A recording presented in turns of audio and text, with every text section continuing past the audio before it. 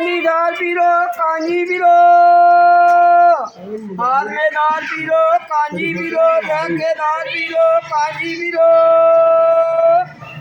जमींदार पीरो कांजी पीरो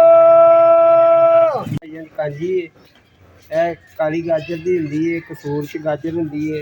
ਲਾਹੌਰ ਦੇ ਵਿੱਚ ਕਾਂਜੀ ਵੇਚਦੀ है। लाहौरिये बहुत शौक नाल पीते हैं और हाजमेदार और मैदे के लिए बहुत ठंडी होती है।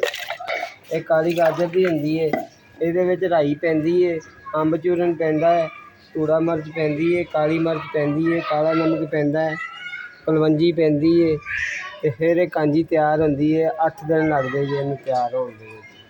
ਤੇ ਲਾਹੌਰ ਦੇ ਵਿੱਚ ਮਿਲੇਗੀ ਕਾਂਜੀ, ਤੁਹਾਨੂੰ ਪਾਕਿਸਤਾਨ ਦੇ ਕਿਸੇ ਸ਼ਹਿਰ 'ਚ ਨਹੀਂ ਮਿਲੇਗੀ। ਹਾਂਜੀ ਆਹ ਸਰ ਕਾਂਜੀ ਹੈ ਤਾਂ ਸਾਡੀ ਹੈਦਰੀ ਬਾਬੇ ਦੀ ਮਸ਼ਹੂਰੋ ਮਰੂਫ ਕਾਂਜੀ ਹੈ। ਇਹ ਤੁਹਾਨੂੰ ਲਾਹੌਰ 'ਚ ਮਿਲੇਗੀ। क्या बात है जी कांजी जी, ठंडी थार कांजी है, दिल बहार कांजी है, हाजमेदार कांजी। हसदा रवे पंजाब, सदा वसदा रवे पंजाब।